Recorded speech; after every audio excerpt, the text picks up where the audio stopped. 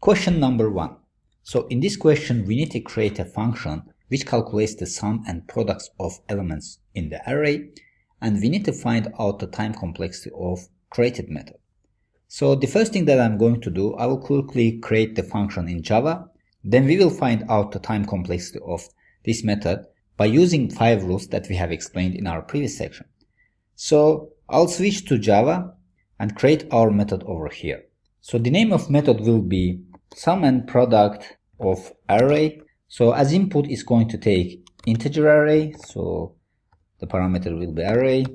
Then I will declare a variable which will hold the sum of the elements of this array. So integer variable sum will be initially 0. Then I will declare another variable will be integer product equals to 1, because we will start from 0 to sum up and we will multiply it with 1. So this one we are setting to 1 because when we are calculating the product we will multiply it with this one. So if we set it to 0, it's going to be 0. So that's why I'm setting it to 1. But in case of sum we are setting it to 0 because in this case we are going to sum up them. So 0 will not make any difference over here. So then inside first loop I'm going to loop through this array and sum up all elements of this array. So for integer I starts from the 0 and it continues until I less than array length, and in each iteration we are going to increase I by 1. Then here I'm going to set sum to array elements, array with the I. So this is for summing the elements of the array. Now I'm going to write second loop which will be product of the elements. So I'm going to copy this code from here. So here everything remains same, but here we need to product the elements. So I will put product multiply with the array elements. Then at the end I'm going to print out this result to the console.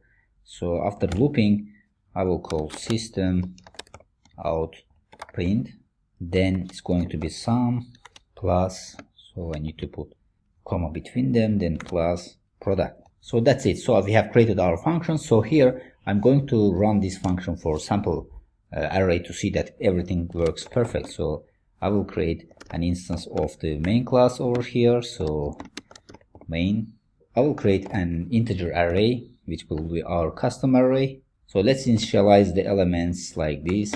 It starts from 1, 3, 4, 5. Then let's call our method to see how this is working. So main sum and product of array, and as parameter we will put custom array over here. So I'll put custom array, so we need to put this one and this one over here.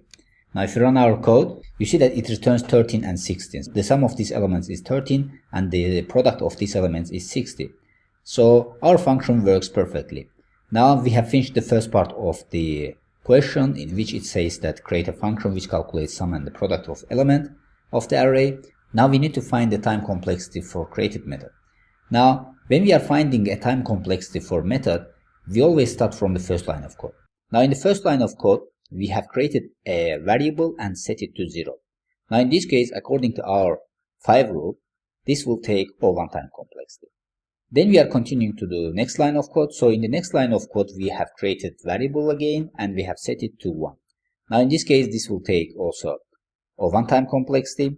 Then we have loop over here. So this loop will take On time complexity. N is the number of elements in this array, because in this case we are looping through all elements of this array over here. So the time complexity for this loop will be On.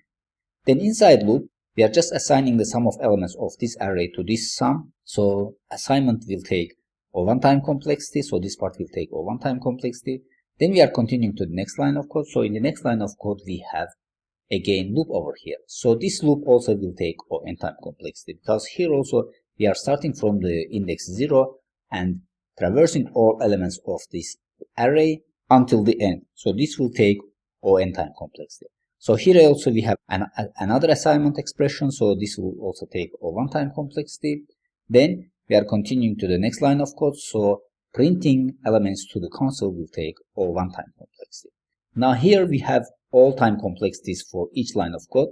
Now if we combine these, according to our rule, we can eliminate non-dominant terms. Non-dominant terms are O1s over here, and if we sum up this On and On over here, we will get 2On. Now we said that we can eliminate the constants from the time complexity, so this means that at the end it will take O(n) time complexity. So the time complexity for this method is O(n) time complexity.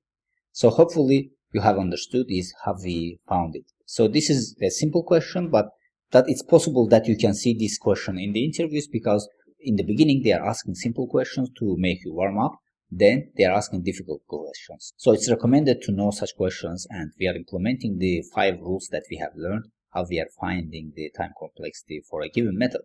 So hopefully you have understood this. Now in the next lecture we are going to look at another question, and we will find out time complexity for another method. So see you in the next lecture.